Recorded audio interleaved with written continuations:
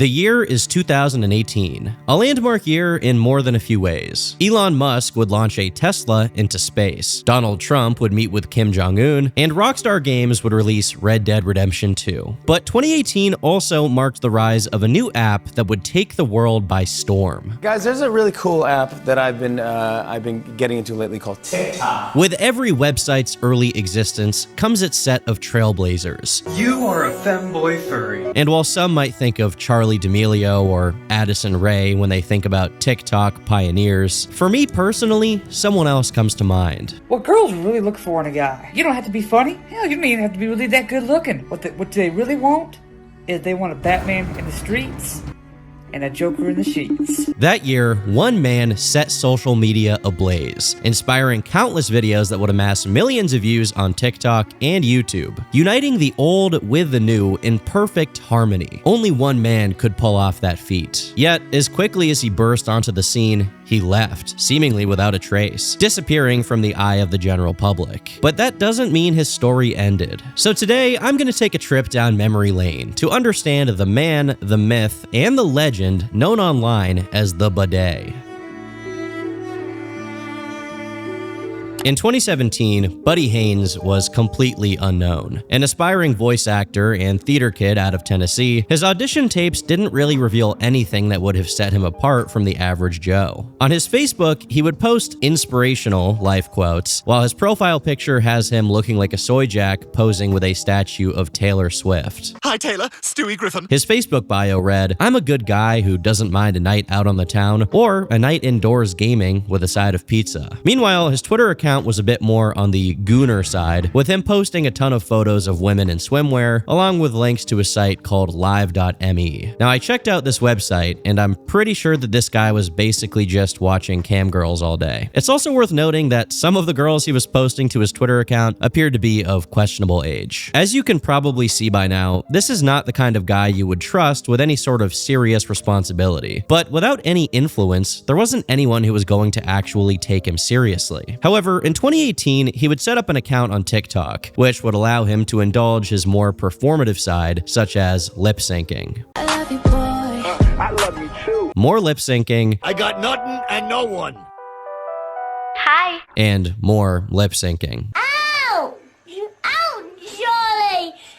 This content was pretty cringe on its own, but if you followed his account, you would likely notice a strange trend. Buddy had an interest in doing duets with women much younger than him, sometimes with individuals who were clearly children. Now, doing a TikTok duet with a child, albeit weird, is not inherently criminal. However, the context of many of these duets seemed pretty suggestive, and definitely not the behavior a father would want to see towards his daughter. So it didn't take long for his videos to begin circulating around online compilations that would highlight how creepy he was. Okay, and then there appears to be like a bunch of videos of pretty old men doing duets with young girls. I'm in trouble, I'm an addict, I'm addicted to this girl. These videos drove a lot of people to his comment section to make fun of him, but Buddy wasn't about to take the memes lying down. To my haters, all you're doing is fueling the fire. When you comment, like my stuff, follow me, and react to my videos trying to down me, you're just making it worse for you. Because I will continue to do duets with my fans, and I will continue to do videos from my house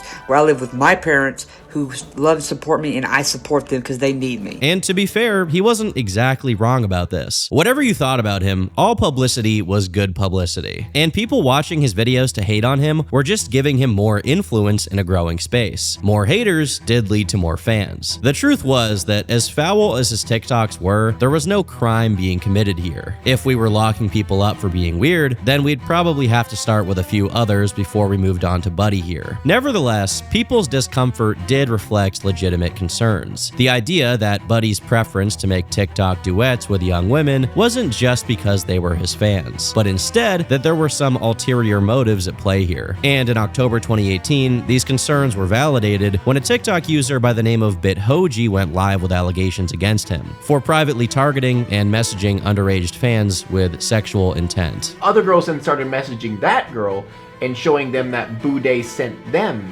Keep in mind, all the girls are way underage. Girls in second grade look like they're seniors. Second and third is like 7th grade. Like, this goes down to like 14, 13-year-old girls that this guy's been talking to. Like many creators at that time, Liz Orbit Hoji had spent a lot of 2018 assembling compilations of creators she found to be creepy. Unfortunately, all of these compilations appear to be lost to time, but in an interview she gave to BuzzFeed, she said she had made one of these compilations about Budday, and from there got a message from an underage person who offered to test the waters to see if Budday was truly a man of action. I would not recommend anyone underage approaching someone who may have sexual interest in that demographic, but it seems they went ahead with this social experiment anyway, and to great success. Do you think I'm attractive? Oh, how old are you? 14. I mean, may I be honest? Yeah, of course. If it was me, I'd try to make the relationship with you last for years. LOL, I feel like I look stupid. You're okay, don't worry about it. I kinda sorta have a crush on you.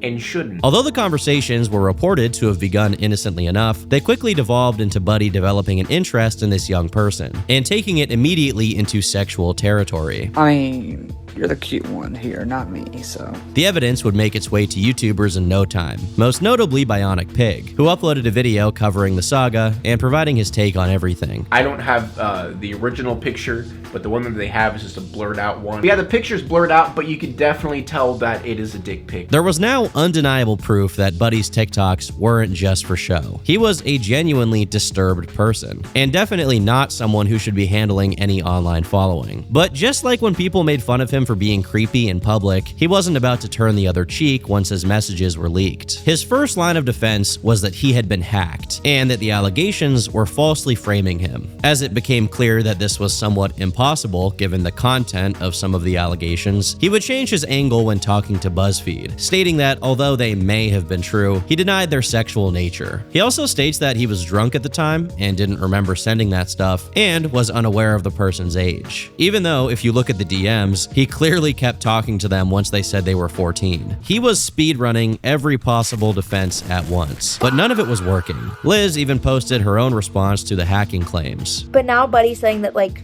I hacked into his iCloud and whatever, and, like, sent these pictures and videos. If that was the case, how could I have gotten them to match up so well with that conversation? Like, it doesn't make any sense. With all of the backlash getting bigger and bigger, Budday would briefly leave the internet. Although once he returned, he basically tried the same approach as when people were calling his videos creepy, labeling everyone who was criticizing him as haters. That's right, ladies and gentlemen, Budday is back. For those that missed me, I'm sorry. For those that were being haters while I was gone, it's okay. I just decided to take a little mini vacation from TikTok, just to kind of cool myself off from all the fire that's been going around. So I'm back. There is no stopping me. There is no stopping the storm, the fire that is the Budday. For those that like me or follow me just to spread hate, to try to get me off this app, you realize you're wasting your time. Best thing for you to do is just to block and not follow, because the less followers I get, the less more I want to be on. The more followers I get, the more I love to be on here. Even if it's just to piss you off. But obviously, this kind of thing only really works comedically when you're not being accused of a crime. Once you're called a criminal, you basically have to either stay silent or legitimately try to debunk the claims. This weird in-between was not well received, and so he went back into hiding, with his account being banned by TikTok shortly after. The allegations against him were given further credibility when another YouTuber, Jay Aubrey, performed an investigation of his own, where he got new evidence from another person who claimed that the Budday had made inappropriate advances towards her while she was underage. Why don't you just send me something? Well, it's like blowing a kiss or something. If you don't want to, that's fine. Maybe next week we can meet? Just meet you and see you, honestly. Maybe meet in Nashville or something. Sent you something on Snap. Oops, may I be honest? Yeah, sure, haha.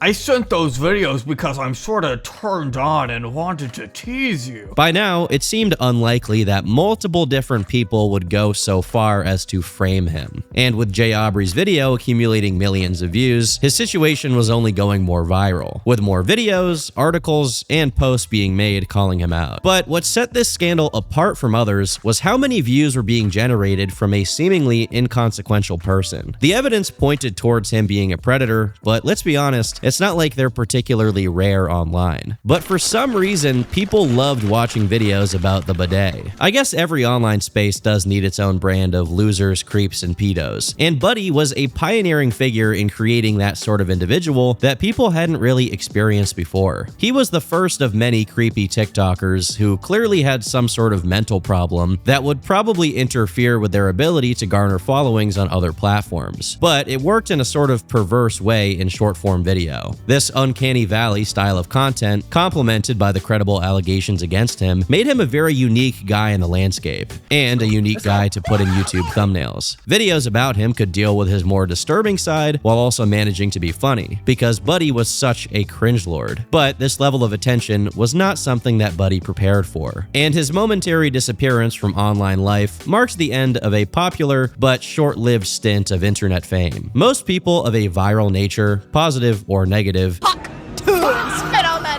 have to work very hard to keep themselves in the public consciousness. And it seemed that Budday wasn't able to do that. Even if he wanted to, the loss of his TikTok account greatly reduced his platform and his ability to pick up where he left off. So as 2018 gave way to 2019, people just moved on, even while Budday was still finding himself in the midst of more allegations. It's been a few months since we talked about the Budday on this channel, and during that time frame, I received literally dozens upon dozens of emails from concerned fans who claim to have personal experiences with Budday Haynes. Even his inappropriate behavior wasn't original anymore, but it seems like Budday wasn't ready to let go of the small slice of attention he had once received. I was gonna say, you don't have to cover up for me, haha.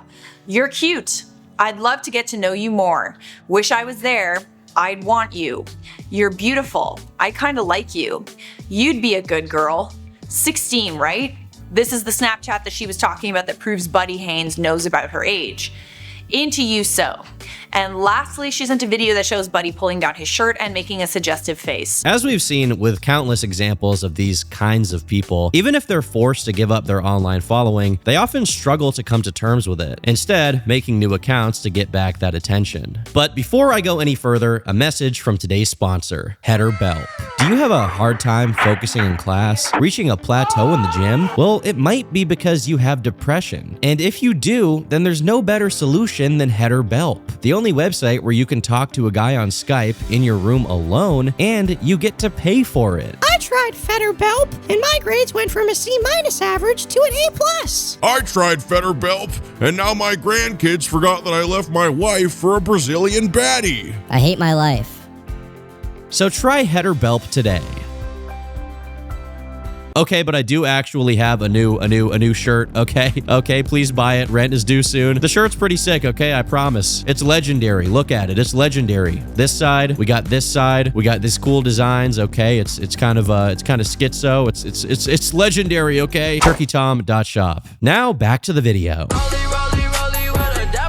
Budday wasn't about to give up on his dreams of being an internet celebrity, so he decided it was time for a rebrand. He began calling himself the Masked Freak Alpha, which is definitely an interesting decision considering what people were exposing him for. No one cared who I was till I put on the mask. He didn't really make a great effort to hide his identity. In fact, it seemed more like a gimmick designed to attract attention from anyone who was still interested. Unfortunately for him, a majority of people had moved on to whoever the next notorious online figure was at the time. However, a few people did stick around to provide this chapter of his life with some coverage. The most interesting one being a creator by the name of Activiz. He would talk about Budday, often reporting on any updates and mocking his content, with the most interesting part being Budday's repeated claims that he was in fact the victim of the drama from 2018. I was not trying to flirt with her.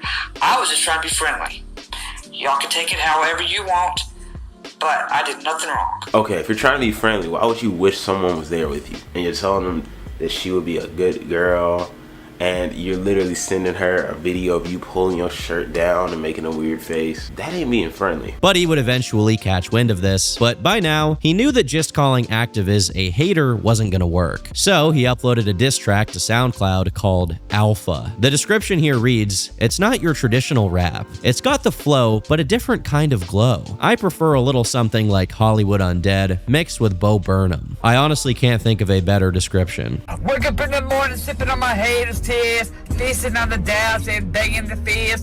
Gotta get ready to get the spread. As you talk shit, your girl's giving me head. I'm starting to notice a trend here. Get outed as some kind of creepy person, and then, for some reason, make a song about it. The toxic gossip train. I'm not a pedophile. There really should be a Wikipedia page about these people at this point. Maybe a Watch Mojo list. Top 10 losers, creeps, and pedos who made diss tracks about it. But this song begs the question, is it just an attempt to farm attention, or does he actually think he is winning something here? Activiz would upload his own diss track using the beat from Eminem's Kill Shot to make his own point. You a grown-ass man in a fedora hat and in the age 27 with a terrorist mask. And Budday would provide a response, showing Activiz what a direct diss would look like. I'm gonna slow it down for this clown so you can understand what it's like to fuck with a real man. You're gonna copy Eminem's Kill Shot?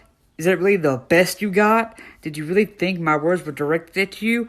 Hell, we don't even give a shit what you do. I don't even know who you were till a fan showed me you trying to cause a stir.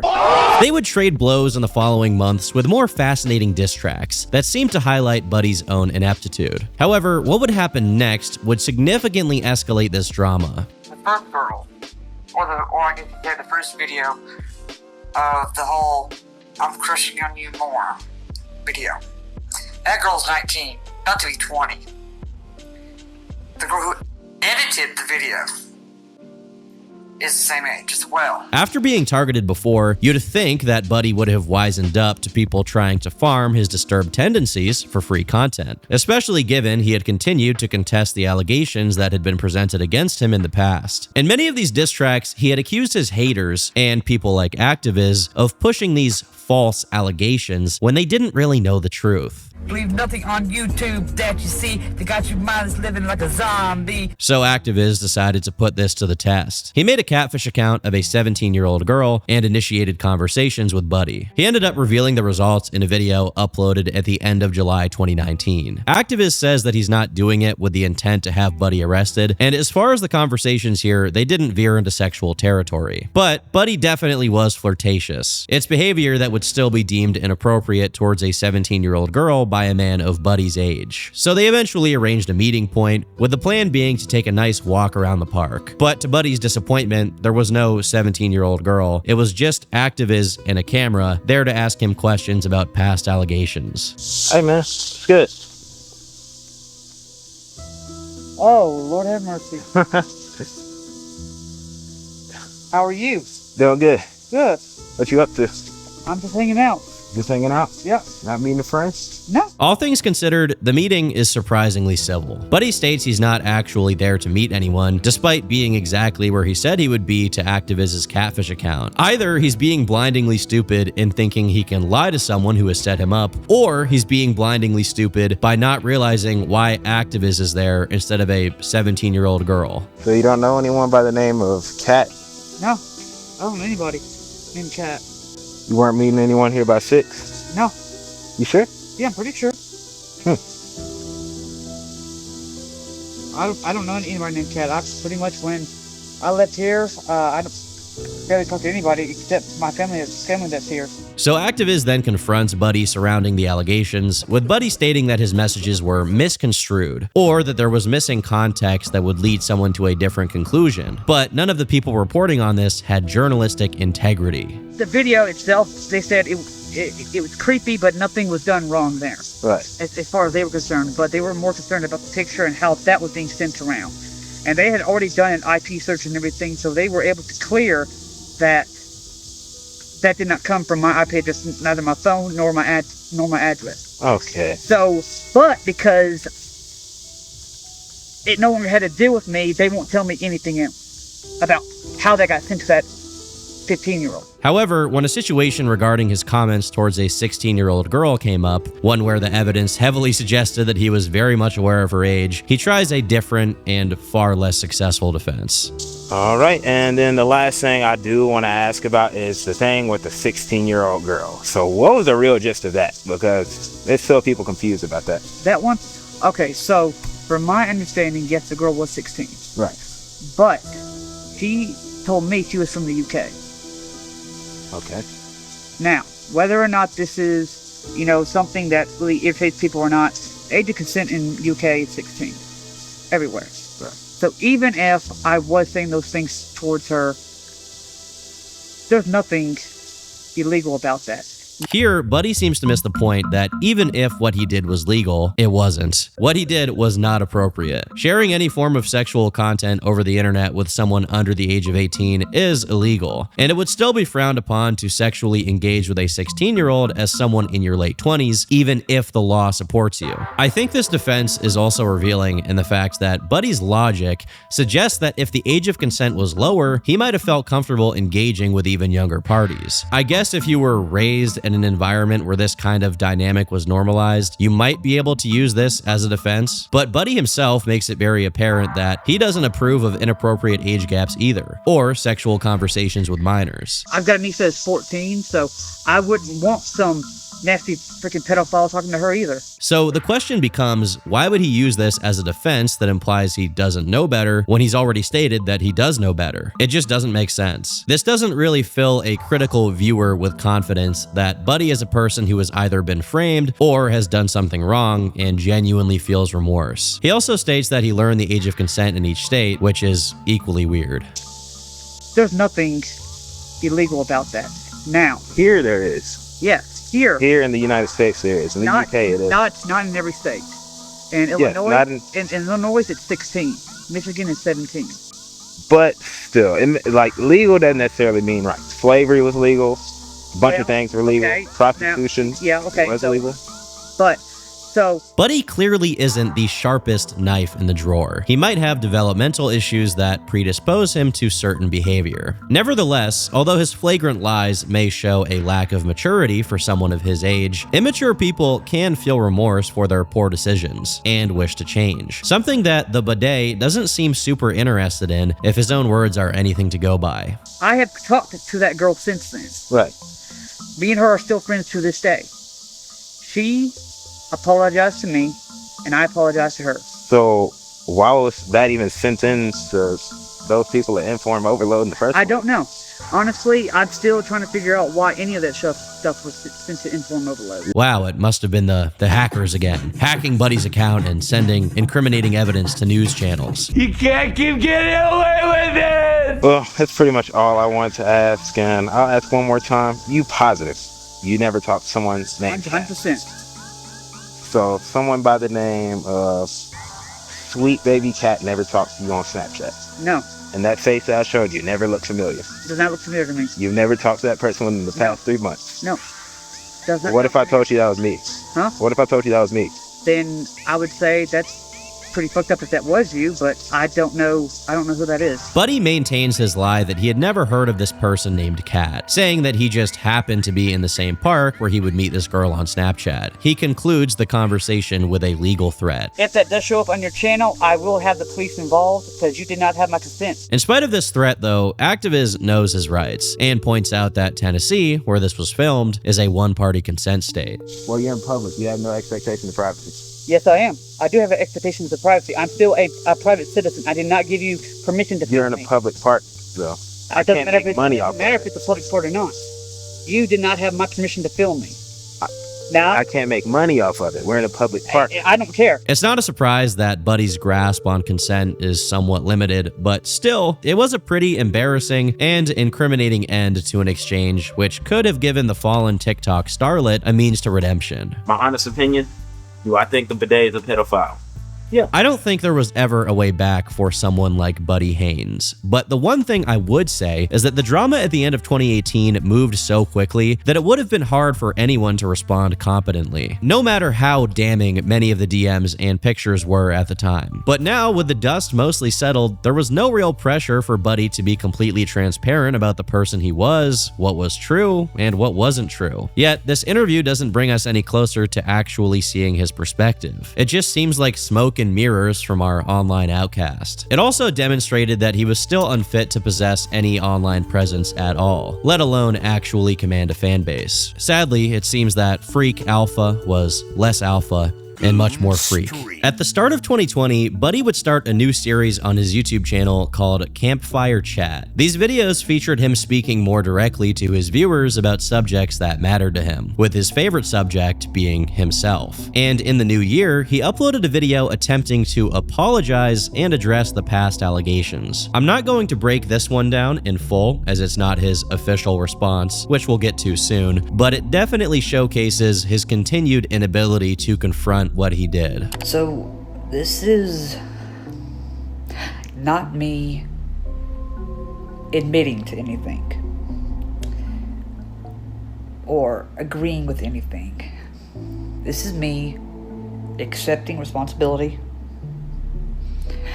because looking back, there's probably things I could have done different. His narrative doesn't really diverge too much from prior statements, and framing it as an apology is honestly giving it a bit too much credit. He denies that he knowingly behaved inappropriately and says that he would never ever be sexual or suggestive towards underage individuals. There's plenty of videos, you can probably look at them, I don't want to really delve too much into that. I would never intentionally bother or creep on anyone that is not a legal adult.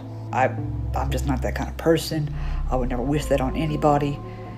For those that felt like I was doing that towards them, I am sorry. The choice of words in this video were very poor. As always, with people who feel a lot of remorse for their actions, we receive the classic "sorry you felt that way" non-apology, which feels especially insulting in this case. Budday should be sorry for acting that way at all. This isn't an interpretive issue. Why didn't you apologize for the situation where you flirted with that girl, said you're making me have a crush on you even more, and you admitted to someone that was to an underage girl, and you only did it because you were drunk?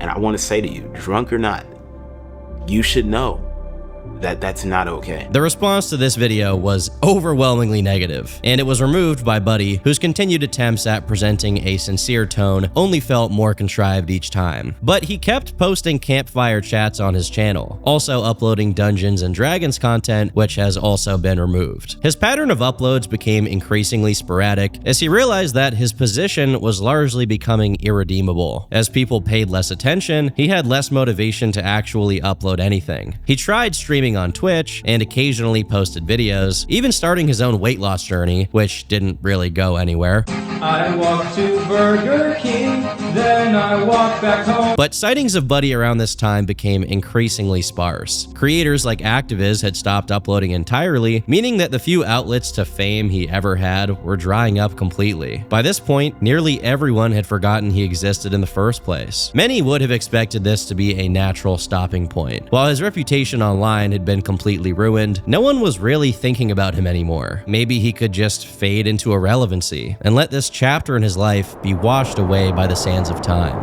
I'm not fucking leaving!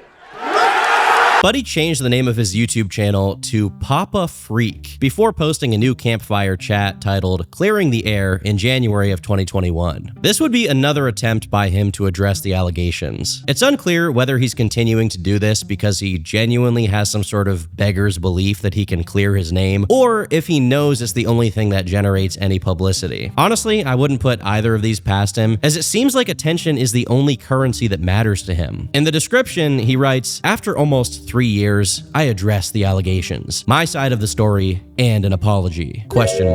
He phrases this like he's teasing the audience, which is an interesting approach to take when addressing allegations of this nature. He also writes, "This was something heavy on my heart, so I know it was time to upload this. I may get some negative feedback for taking so long to properly address it, but here we go." It's interesting that he's framing this like this is the first time he's actually decided to talk about this, failing to mention he has tried like 5 other times, but people still hated him. But as it is the only news statement surrounding this topic that's still accessible to the general public, how does it hold up? He opens by talking about the background of his time online, sharing that he had become curious after seeing a short-form video app being promoted on Facebook. And so that's what I did. I started entertaining people at the, me being the butt of the joke, making cringy videos and me just not really caring what people think, just to maybe get a smile or a laugh or two out of people. And I did so successfully, very well.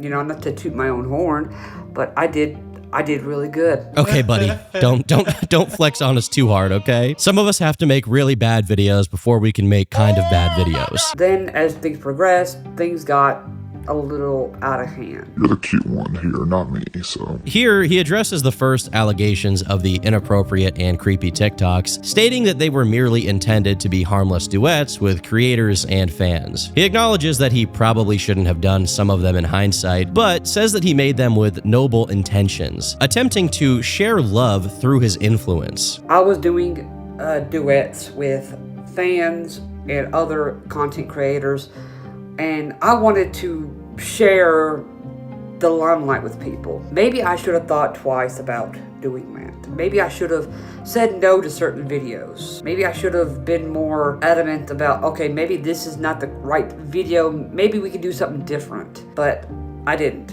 That's on me. My intent was not to be cringy or flirting or anything like that with anyone in any of the videos. So if that came off that way, that's on me. I should have made sure that didn't happen. If you are one of those people, I am sorry. Although we're only a minute and a half into this video, you can see the kind of angle he's going for. He's portraying himself as someone with the best intentions, just trying to help people out. A nice guy, if you will. But his attempts at being nice were misconstrued as unwanted advances. This isn't that different to his previous responses, like his interview with Activiz, but it's hard to find this convincing, given that he's once again trying to present this as an actual fresh take, when we know that he's already tried this before. He also tries to speak more on his personal life. I dealt with a lot of depression and anxiety, schizophrenia, alcohol abuse, and there's a lot of those videos that I was not necessarily in my correct state of mind. And, you know, that's on me. You know, I'm not trying to, like, diffuse the situation that, oh, it's okay. No, it's not okay. I should have been more present in those times. Now, I don't think this is information that you can't share with viewers, but when you present it in this laundry list type way, without really explaining how it might have affected your judgment, it does read like deflection. You'll notice that he vocally clarifies that none of this is an excuse, but if it's not an excuse, then why is he sharing it without any elaboration? Otherwise, it can't feel like anything other than an excuse. It feels like Budday is copying more effective apology videos without understanding that a good apology has to come from a sincere place. You have to mean it. There are conversations between me and some underage people. My intent is never to groom, prey, or sexualize anyone, whether you are of age or not of age. I am just a friendly person, and maybe that comes off to some people the wrong way. This is another angle that he's tried to sell before, but I think it's very hard to look at the evidence, particularly some messages where he behaves really suggestively, and say that it was just him trying to be friendly. Think about this tongue all up in your mouth. And that's okay. It took me a little while to realize that might be construed the wrong way, but it is never my intention. And if you are one of those people, I am sorry. He's obviously saying sorry a lot more clearly in this video, but I think the issue is that if he truly is sorry, then he would be a lot more transparent about his actions. In this case, he's downplaying what he did and then also acting like it was bad to make it look like he's taking more accountability than he actually needs to, as an attempt to endear himself to the audience. In reality, the opposite is true. This isn't nearly enough because he's suggesting that what were extremely creepy advances onto underage girls were just innocent remarks that were misinterpreted. The next thing he brings up is how a picture of his dick ended up being sent to a kid. As far as the picture of my junk, you know, I did say, you know, I was having problems with alcohol and anxiety and depression with schizophrenia. I wasn't taking my medicine. I was using alcohol to self-medicate myself. And, you know, as a lot of people do, we take pictures. And we do send them to people. But this explanation does not match up with what he said back when all of this started. The alleged dick picture, that's a picture from 2 years ago that I sent to adult. So now he's rewriting the record, saying that this picture is not a historic artifact, but instead something that was taken at the same time as the allegations. But he's also saying that it was sent to other people in a haze of alcohol and substances, and it somehow just happened to make its way into the inbox of a kid. I was embarrassed that even got out in the first place. And then it got sent to someone who it should not have. I don't know how it got sent to someone that was underage. I'm still trying to figure that out. 3 years, I still have not figured that out. I have talked to the FBI. There's no way this guy messaged the FBI asking them to figure out how a picture of his junk ended up in some kid's DMs. That did not happen. With these blatant lies and contradictions, any good faith that could be afforded to Budday is now gone. But we still have 5 more minutes of this video to go through. If you are that person, or you are one of those people, I am sorry. That was never meant to get to you. And I am making steps to make sure that does not happen again. This also doesn't really make sense. What steps do you have to take? He's acting like this is a common issue where people take photos of themselves naked and it just happens to end up on the screen of someone who isn't old enough to view it. It feels like this is just a new version of the hacking claim, and it doesn't really add up. But Budday then turns his attention to YouTubers like Activiz, who we've already gone over, and Caseyatron, who had published videos on Budday but has since removed all of his content. By 2021, both of these people hadn't uploaded anything on their main channels for a while, but Budday had some words of wisdom for them. Activists, I don't hate you, I don't dislike you. I honestly like some of your videos. You've got a decent personality. I'm not sure if, I struck a chord with you because of, obviously the reason behind the videos, but I hold no ill will towards you. I hope you succeed professionally and personally. Same thing with Caseyatron. We're bold brothers,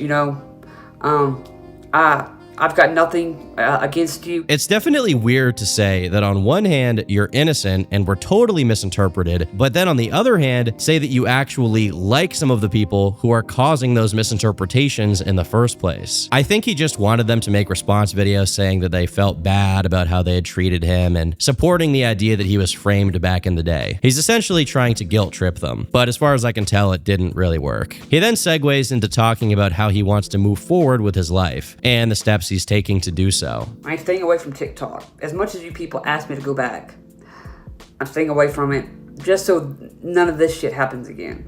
So it doesn't get misconstrued again. I've stopped drinking completely.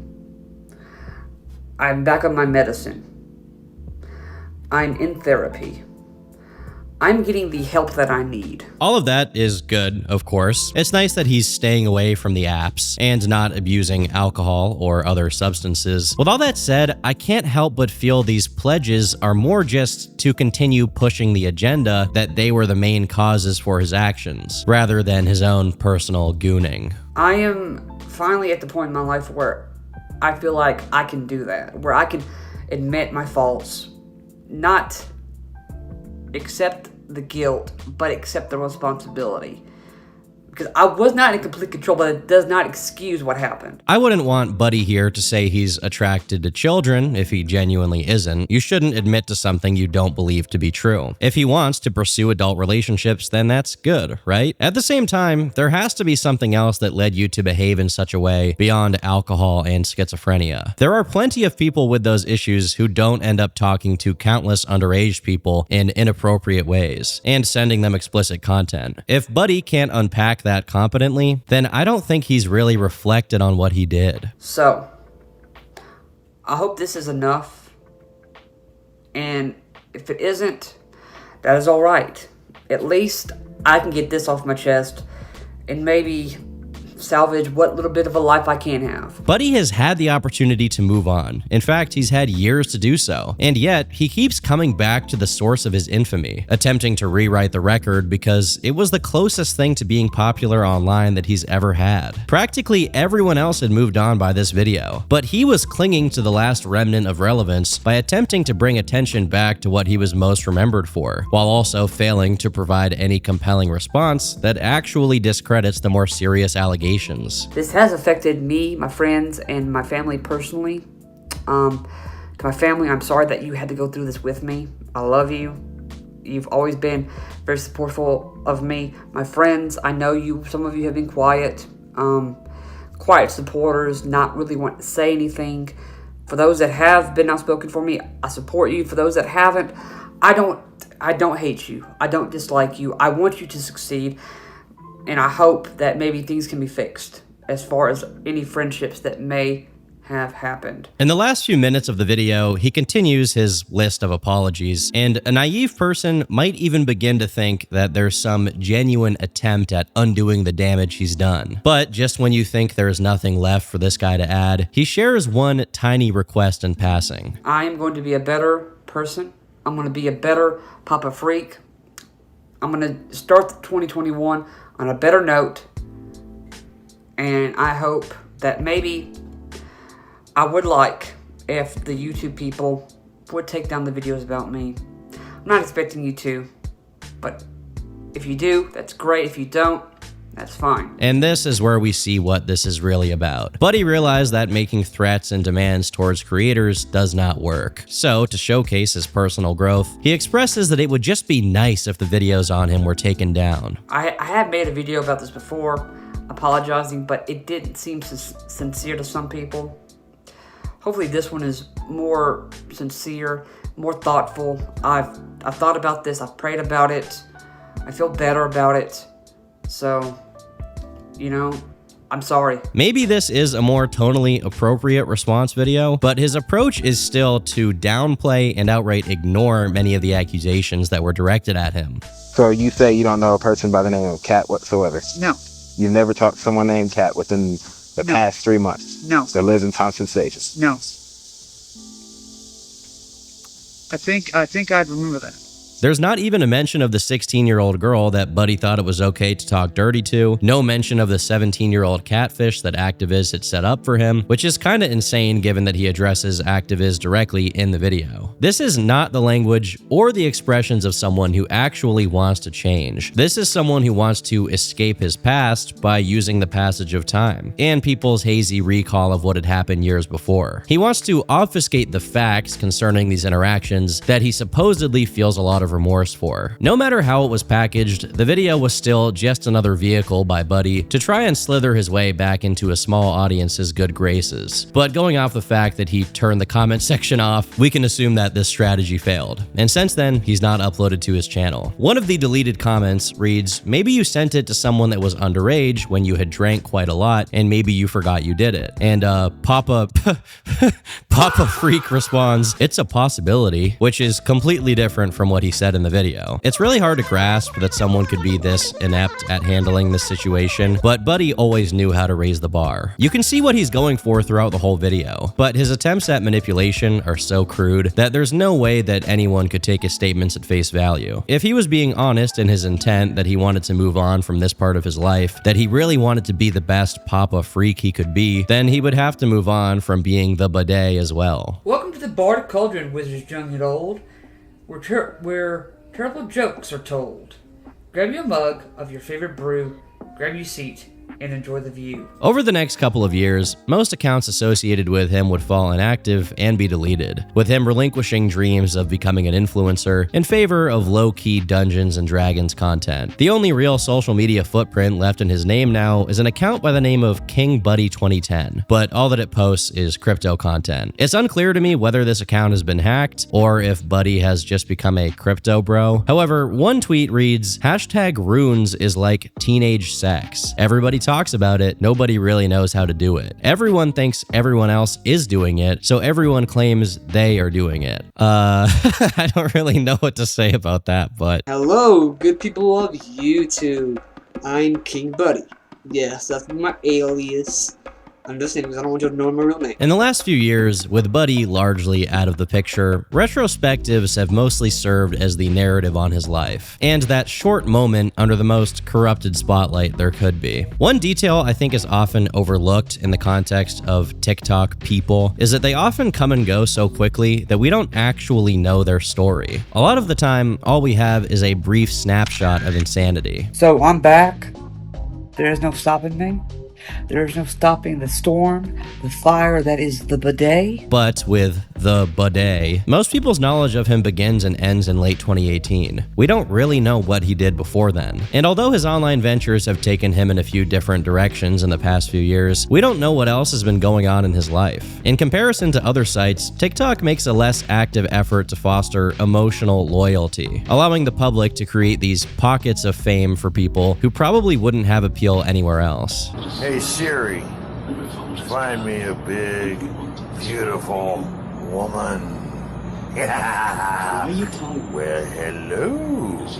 As I already explained in my Sierra Green video, when people like Budday get a ton of fame and attention without anyone really looking beneath the surface, sometimes eccentricity can masquerade more unsettling tendencies. The Budday may not have truly been the first TikTok predator. Back when the app started, it was crawling with creepy individuals, but his flabby body, bald head, and creepy videos with teenage girls did come together into the perfect representation of a weird Discord mod type guy. His content itself was the most glaring red flag out there, but at the time, people just saw it as cringe instead of being a threat to young girls. You're behind the couch. How do you know that? I can see your feet. Ew, no! No! No, no, no. The man chose this audio for very specific purposes, which I will not disclose. For that, my friend, you're getting sent not to retirement home, not for freedom, you're going to f***ing jail. Even so, when he was exposed, it wasn't really a shock. If anything, the most shocking aspect was that an actually underage girl had hopped into his DMs in an attempt to bait him into creeping on her. This is the kind of thing that really only would have been overlooked in 2018. But even if this wasn't the safest way to expose someone, the evidence really spoke for itself. Guess what? They did an IP search before they even came. Make sure I wasn't lying. Didn't come from my phone or my address. So guess what? Not me. Nonetheless, Budday Haynes would attempt to deny it, providing various conflicting explanations. He said it wasn't him, then he said he had been hacked, then he said he didn't know the person's age, then he said he was drunk, then he said he had schizophrenia, then he said it was all legal. But none of it really worked. And with the evidence facing him, TikTok didn't hesitate to take action, deleting his account and ripping a majority of his audience away. For most people, the story ends there. But while some would definitely find the peak of this drama the most fascinating, for me, it's the next few years. They showed how intoxicating the taste of TikTok virality can truly be, as you watch a person who really, under all circumstances, should want nothing to do with the most publicly humiliating part of their life, attempt to claw back credibility and fame that they never possessed in the first place. It's like to Budday, getting famous on TikTok for 3 weeks was the equivalent of doing heroin once, and for the rest of his life, no matter what highs he chases, the only thing that would truly satisfy him would be to be famous on TikTok again. Even when he continued to be exposed and called out, he still tried his best to claw back. The problem with Budday was that while he found fame as the cringy persona he had created, he attempted to refurbish his image as a socially awkward guy who didn't even know how to flirt, which was true, but not in the way he thought. If he had genuinely just been a clueless individual who didn't understand social boundaries, you wouldn't see such a disproportionate representation of certain people in his content. Everything here really sent the same message. Budday was a pervert and also a really bad liar. I would never intentionally bother or creep on anyone that is not a legal adult. I'm just not that kind of person. Now, whether or not this is, something that really irritates people or not, age of consent in UK is 16. His lies showed that he never really understood why he was popular in the first place. He didn't realize that people weren't laughing with him, they were laughing at him. And the only way to ever really win back the influence that he had lost all those years ago would be to indulge that insanity once more. I am just a friendly person, and maybe that comes off to some people the wrong way. His final video really cemented his fate. After continuously being dragged for his defiant stance, he changed to a more apologetic tone, thinking that at least presenting a guise of accountability might make people reevaluate how they felt about him. It might make his detractors remove their videos, and maybe TikTok would restore his account so he could have all that former glory back. This was the most honest we ever saw him. Someone for whom the truth was too big a price to pay for any semblance of respect. He knew that admitting everything would bring that story to a close, so he wanted to keep fighting his battle, no matter how badly he was losing, no matter if he was the only person still dwelling on the situation. The Hiru Onoda of his own reputational war. Moving forward, I would like to just move on with my life. You've probably noticed that a lot of what I've gone over in this video, even the most notorious content, is now kind of hard to find. That's because nobody thought it was important enough to save. And the footprints of his post-controversy internet existence have been washed away by the tides of change. As he himself said, the attention was what kept him alive. But since 2018, he's been a dead man walking. Outside of his online presence, we don't really know where he's been since then, or if he'll try to recapture some of his past magic. But like many 15-minute scandals, as big as they are, the internet has a habit of forgetting. So why does Budday Haynes want us to remember? Because the less followers I get, the more I want to be on. The more followers I get, the more I love to be on here. For Budday, it was that brief moment of adrenaline when he was the center of attention. His life before and after isn't something that the greater public has been interested in, which is why he loved that brief moment where everyone was paying attention, no matter what it was for. The greatest thing